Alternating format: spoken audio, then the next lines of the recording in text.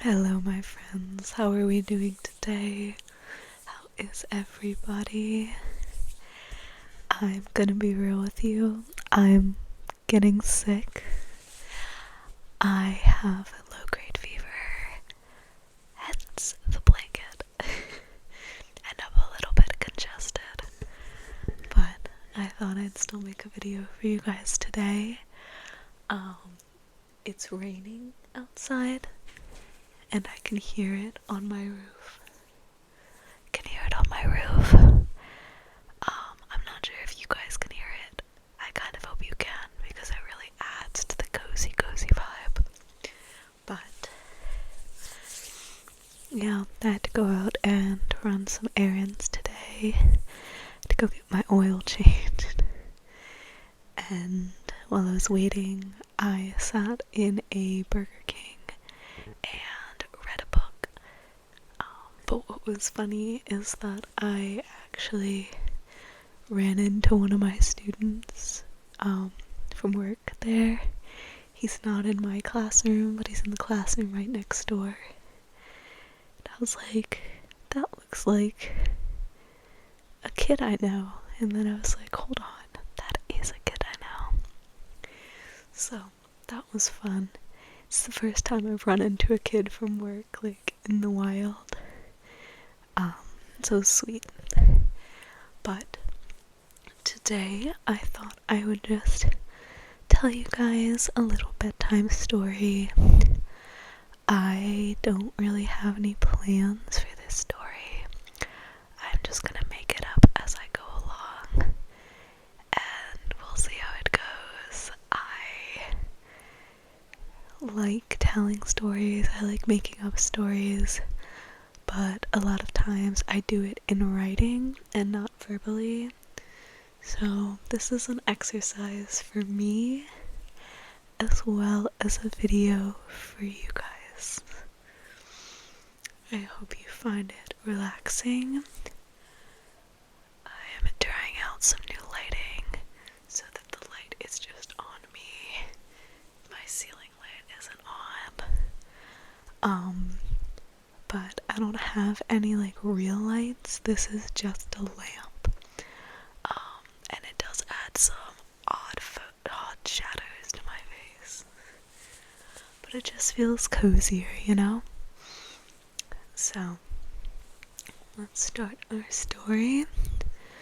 We're gonna start our story in a cabin in the woods in kind of a far off fantasy land. And in this little cabin, it's a rundown but nicely kept cabin. All the plants outside are alive and well taken care of, and the windows are clean, and the walkway is swept and free of weeds, but the roof is kind of falling apart in some places, and the bottom of the wooden door is worn down. And in this little cabin lives a young woman, and this young woman lives alone. She lives alone. She used to live with her father, but he was taken by the Fae. Or so she believes. She was very close with her father and grew up with him in this cabin until one day he left for town to get some supplies and some food for their life in the little far off cabin. And he never returned, but she trusts that he wouldn't leave her voluntarily, and she believes they were taken by the Fae. So, one day, this young woman, let's name her, what should we name her? What should we name her? I want to say Amira. One day, Amira is walking through the forest, collecting food. She tends to search for berries and truffles and other good things to eat in the woods. She also sets traps so she can get some meat. But she's checking her traps, she's foraging for berries and fruits,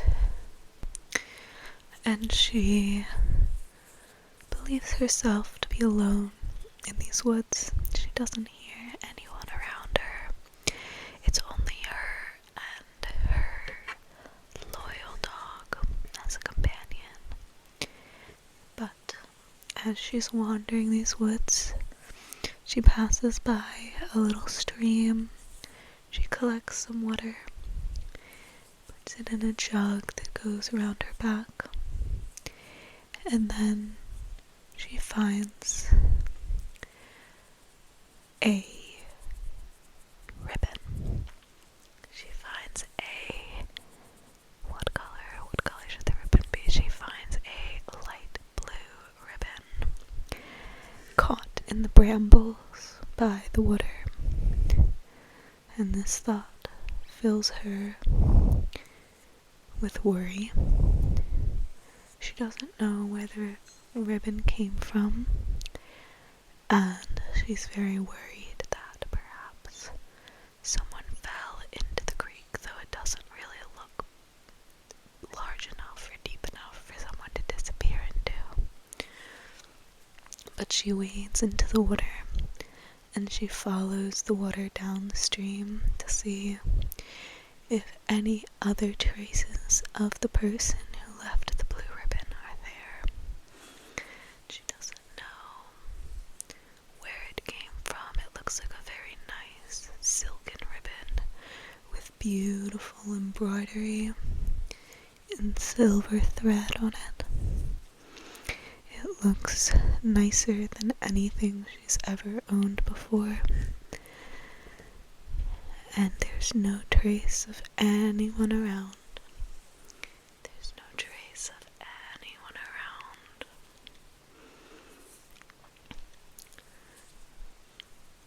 She can't find any other items that this person may have left behind, any other trace of the person.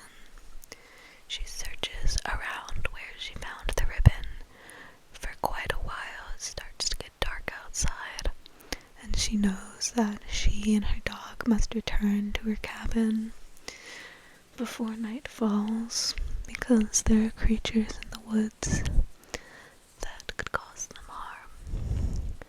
So she and her dog walk back to the cabin. It's cozy in there. She starts a fire in the fireplace, and it flickers brightly, filling the one room with a warm glow. There are two beds in the cabin. There's two beds in the cabin. There is one on the ground floor near the kitchen table, and there's one up a ladder on a loft.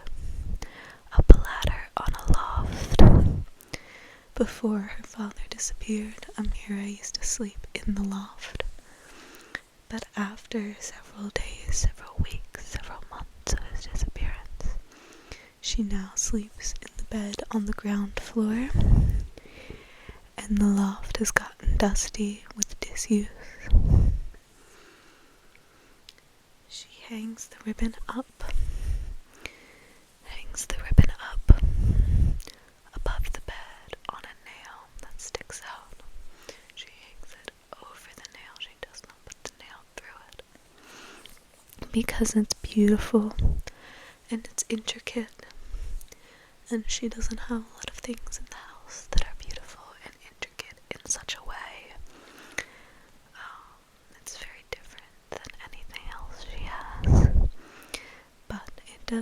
disturb her slightly because she does not know where this ribbon has come from. And she's heard and she's seen stories, and she knows of her father's story of people disappearing in these woods. And she's worried that the owner of the ribbon disappeared in the woods. But she couldn't find any trace of them. She decides to go back out looking in the morning, but for now, night has well and truly fallen. It's dark outside, and she makes dinner for herself and her dog, and she hangs up her dress and sleeps. She goes to sleep in the bed on the first floor.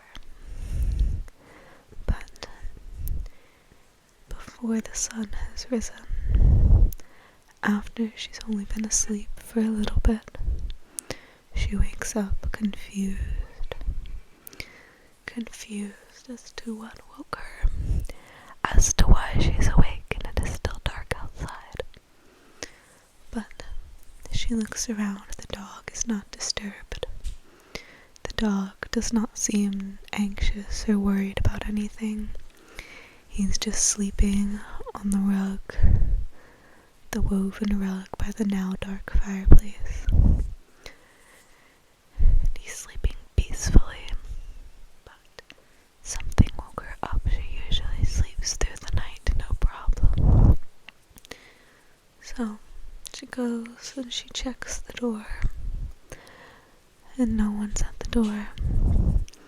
And then she checks the window. There's one window in the back of the house, and outside the window she can see the figure of a young woman in a blue dress. Just wandering around in the woods. She thinks at first that this may be a ghost in the woods, but the young woman is pushing branches aside. She's pushing branches aside, and she's stumbling over rocks.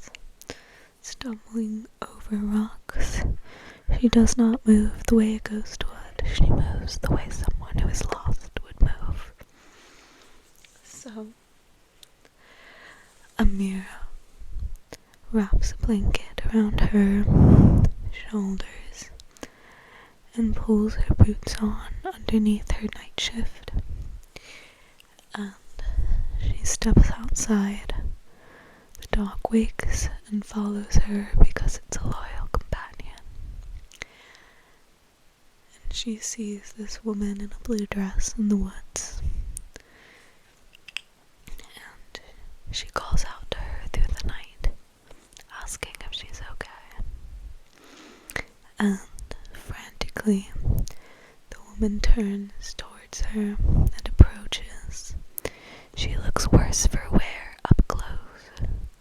Her dress, clearly once very fine, is mud-stained and torn, and her hair has fallen out of its updo, with thick reddish tendrils falling down around her face. Her eyes are wide with fear, and she asks, "What are you? What are you? Are you human? Are you fae? What are you doing here?" And Amira feels as though she should probably ask the same questions, but she's struck by this girl's franticness and her fear, and she notices that the blue of the fancy silk dress matches the blue of the ribbon that she found by the water earlier that day. So she tells this young woman that she is just a peasant in the forest. She lives in a cabin hidden by the trees right now, and that she found her ribbon by the water earlier. And won't she come in and get warm and get out of the woods, because there are creatures in this woods. There are creatures in the woods, and you shouldn't stay out at night alone, especially someone like her, who doesn't look like she's ever seen the outside. Oh, beautiful, beautiful. She doesn't look like she's ever spent a day trying to survive. She looks as though food has never been an issue, as though she's always gotten everything she's ever wanted and ever needed, as though her father were not taken away by Faye when he went into the town to get more supplies. But worried about this girl's safety, Amira leads her back to the cabin. Back to the cabin. The dog seems calm around her, sniffing at the hem of her long, beautiful dress. When they go inside, Amira lights the fire and sits the young woman down with another blanket and asks her who she is and how she got there. And the young woman explains that she is a noble woman from the kingdom, from the heart of the kingdom, and explains that her family has recently fallen out of favor with the royals, and that she was expected to make a marriage to another family, into another noble family, to save her family's reputation. But she did not want to marry that man, and she couldn't bring herself to do it. So she thought that it might be easier on everyone if she ran away and faked her own death, so that her family could get sympathy and perhaps restore themselves with the favor of the royals, and she would not have to marry the man.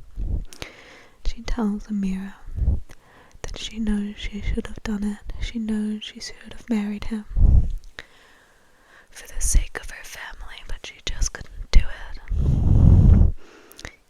He repulsed her. He was rude, unmannered, spoiled, and yet she feels guilty for not marrying him. But what's done is done. She's left her family, and they believe her to be dead. But Amira recognizes this story. She recognizes it because several weeks prior, a guard had been sent out looking for her. They had not believed that she had died. They believed that she had been kidnapped. So they were searching the villages and the forests for her. They had even come by Amira's cabin, asking if she had seen any traces of a young noble woman. But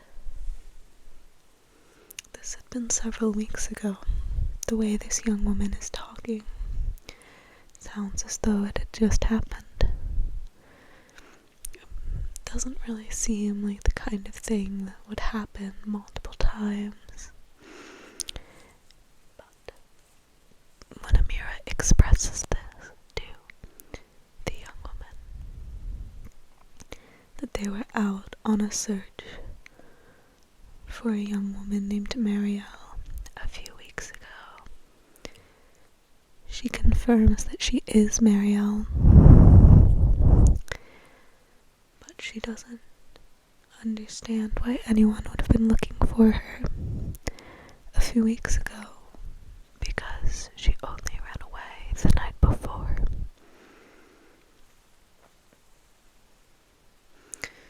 So, with the sun rising slowly in the sky, it becomes a soft morning pink, shining into the cabin and giving it a different kind of glow.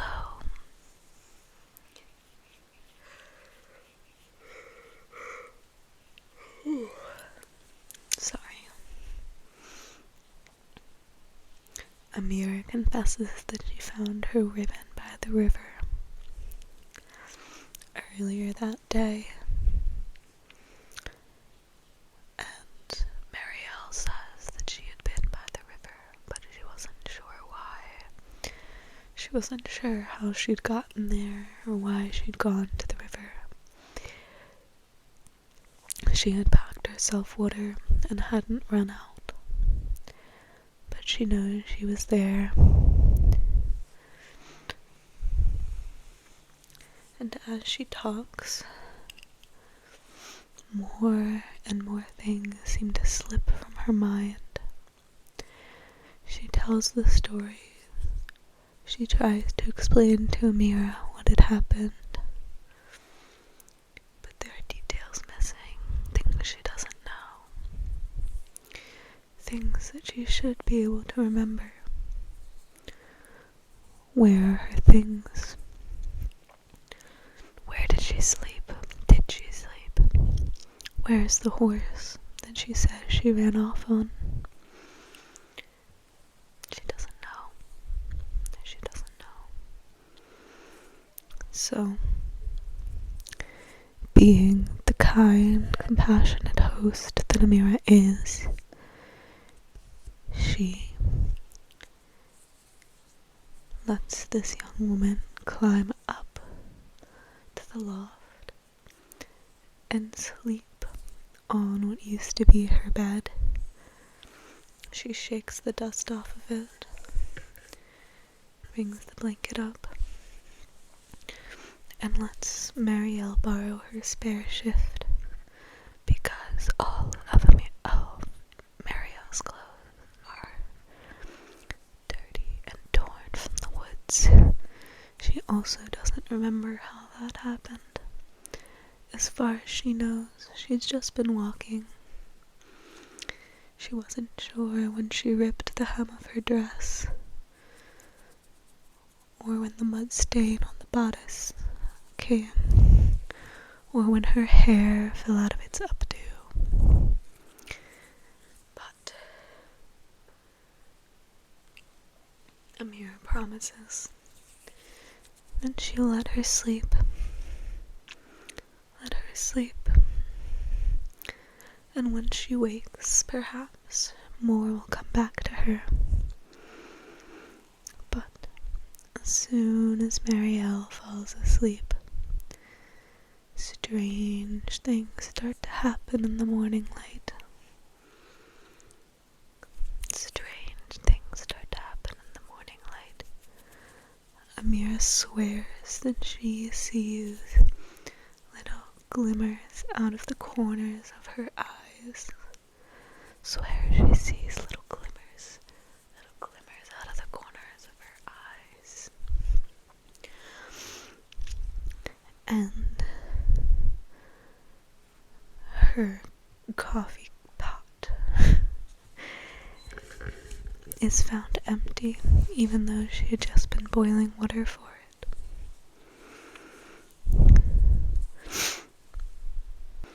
When her dog goes to drink from his water bowl, it's frozen even though the weather outside is warm. So, fearing that she has angered some sort of forest spirit, Amira steps outside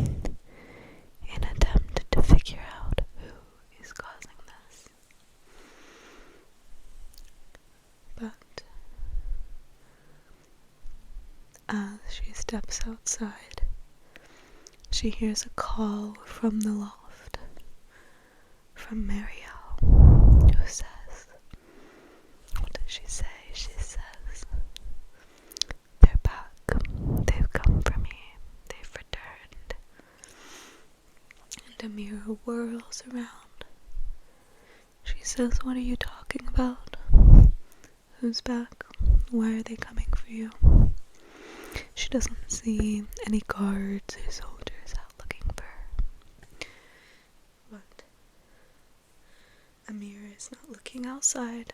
No, sorry, Marielle is not looking outside. She cannot see outside from her loft. Instead, she's looking directly in front of her at the wall across from the bed. It is full of glimmering lights. Full of glimmering lights. They move like bugs on the wall. They move like bugs. There's nothing comforting about these lights. And Marielle is staring at them with fear in her eyes. Amira has her climb down from the loft, and together they look up at the lights. Amira asks again, "Who is coming for you? Who is back?" But Marielle doesn't seem to be able to answer.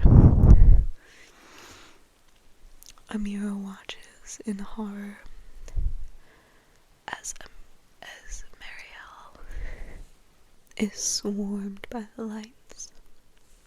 They all come down, swarm around her, and when they finally dissipate, Marielle is gone. But there's still a few lights floating around the cabin. And Amira, quick thinking as she is, pulls a jar from the cupboard and drops one in there. She screws the lid on tight, and she can see it floating around inside the jar. Buzzing around inside the jar. A little light. She knows what these lights must be. She knows that there is only one sort of creature capable of taking a person like that. She knows that it's the Fae. So, now that she has captured one, she has collateral to find her father, and if she's very lucky, find Marielle. So, she places the jar right in front of the fire. Fire flickers and dims the light in the jar. She can see its tiny little silhouette. Tiny little silhouette against the flames. It seems to be shouting at her, but she does not hear the words it says. She only sees its little fist raised in the air. And she says to it, "You cannot get out of this jar by yourself, and I will not let your friends come help you, unless you take me to my father, because I know that you know where he is." Because everything she's ever heard about the Fae says that when they take a person, that person becomes a prized piece piece in their collection. But Amira knows she must be careful. She is not super acquainted with making deals with Fae. But this one is on its own. It's vulnerable. It's able to be seen in the light of the fire. And it's warm inside its little glass jar, slowly running out of energy. So it agrees to take her, to lead her. And the little fairy points her back down to the river. And by the river, there's a tree stump. And that tree stump is surrounded with a fairy ring, a ring of mushrooms. So Amira steps into the fairy ring, and she sits on the stump and closes her eyes, and as she does so, she feels a warm breeze sweep over her. A warm breeze. And then, when she opens her eyes, she is no longer in the forest.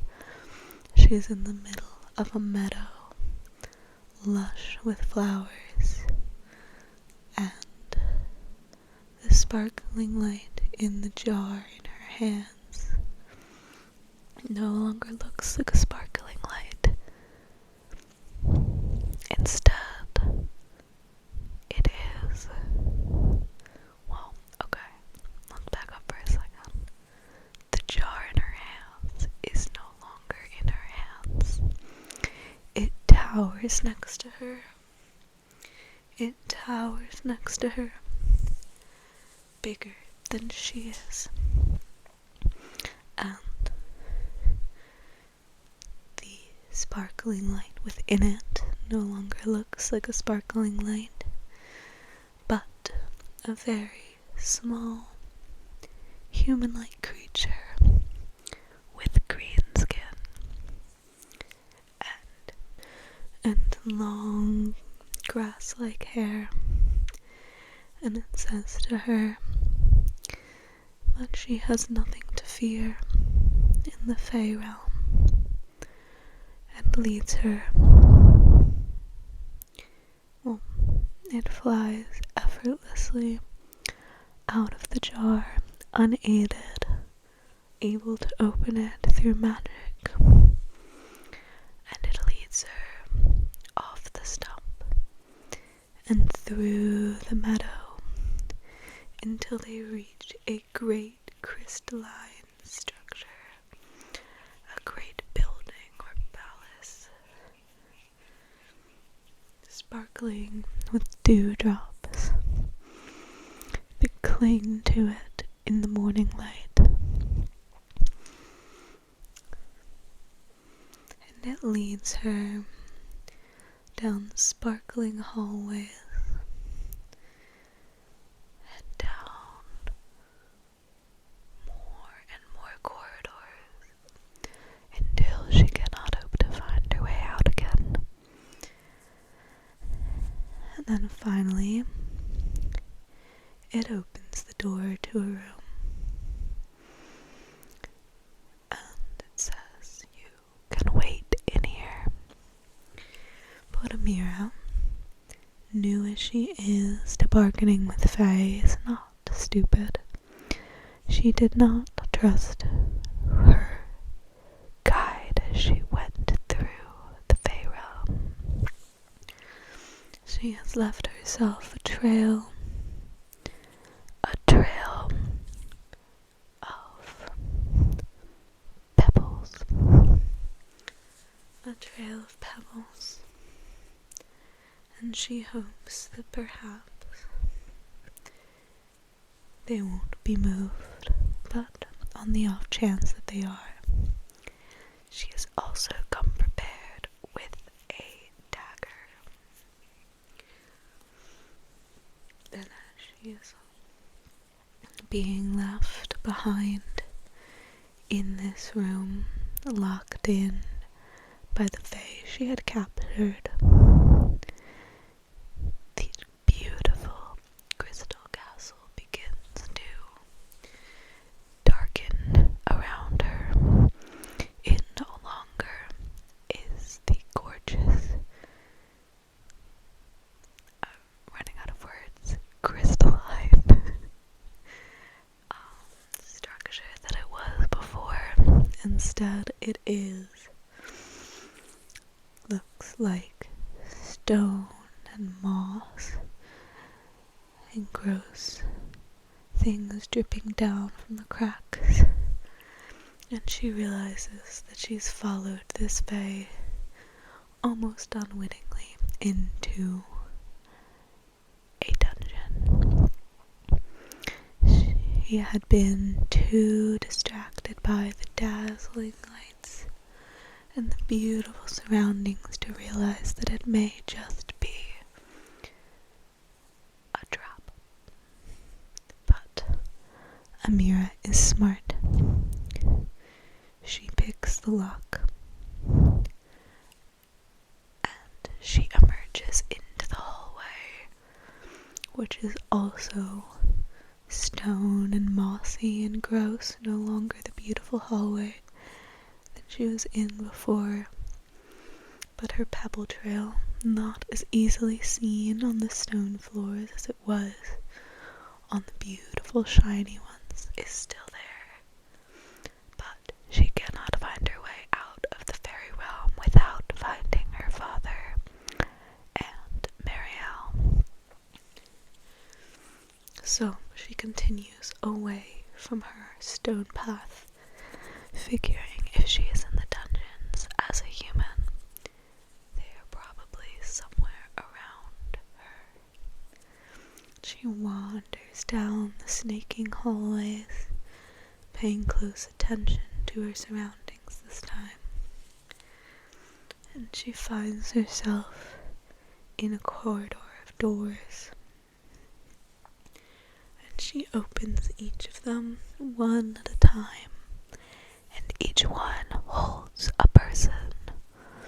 And in each of these rooms, these people are grateful to see her, and they emerge into the hallway, congregating with each other in relief. In the very last door is a man with a long beard, a long grown out beard and long grown out hair. He looks as though he's been there a long time, but Amira recognizes him immediately, and they embrace and hug, and she greets her father with tears because she didn't expect to ever see him again. But Marielle is nowhere to be found. She cannot see her. She is not in any of the rooms. Amira's father tries to encourage her to leave with the rest of the prisoners to find their way out of the fairy realm. But Amira is determined to also rescue Marielle, because she saw how afraid she was in the cabin. So she tells her father that she will not return until she finds the girl in the blue dress and the owner of the blue ribbon. And her father agrees. He's very proud of her, and proud that he raised such a loyal and smart young woman who will not leave anyone behind. So he comes with her, and together they explore the castle until they emerge yet again into the beautiful light rooms. The fairies gathered in these rooms are shocked to see them, and they do not know what to do. they try to lead Amira and her father out. They try to explain that they do not have time to be dealing with the qualms of humans. They're getting ready for a great ceremony. But they are unable to harm them. For what reason, Amira doesn't know, but her father explains. Sorry about the dishes sound. I live right next to the kitchen. But her father explains that only a few Fae are granted the permission to use force. The rest only have the ability to talk people out and into things. Their only weapon is their cunning and their words. But Amira and her father do not pay attention to the Fae, and they do not listen. They plug their ears against their words, and they travel through the crowd as they grab at them, trying and failing to pull them out of the room. And finally they reach the front of the room, and in the front is a woman in a white dress, gilded with flowers and dewdrops and jewels. And Amira recognizes her immediately as Marielle, and she is being led to the Fae Prince. The Fae Prince.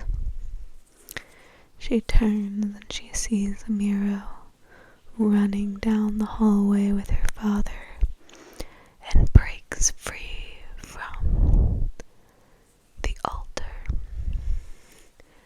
running down, and she explains in frantic tones to Amira and her father that she remembers it all now, and that she was set to wed the Fae Prince so that the Fae would grace their family with favor from the royals and would give them anything they wanted in exchange for her marriage and her life in the fairy realm. But Marielle did not want to join the Fae realm. She did not want to leave the human realm. So she ran. But the Fae caught her and kept her in a cage until they could try and convince her to marry the prince. Because they needed a human to marry into the fairy line to keep the fairy line alive. The Fae line needs a little bit of human blood in order to remain stable. But she escaped from her cage weeks later and emerged into the human world via the stump, not able to remember where she had come from or what she had run from, only that there had been a wedding on the line. This time, the Fae really do try to stop them. The Fae Prince has a sword, and he comes at them, and they run. Amira and her father and Marielle in the wedding dress, until they are outside the castle, and they hide in the woods, catching their breath, and planning how they would get back to the human world. Alright. That is where we'll end our story today. Bit of a hopeful ending, but leaves room to continue the story if needed. I hope you enjoy it. I did just make all that up on the spot, so I'm sorry if there are plot holes you can drive a truck through, but I feel like it's not really a bedtime story if it's not a little fluffy and full of unanswered details. But I hope you enjoy it. I hope you have a great afternoon, evening, morning, whatever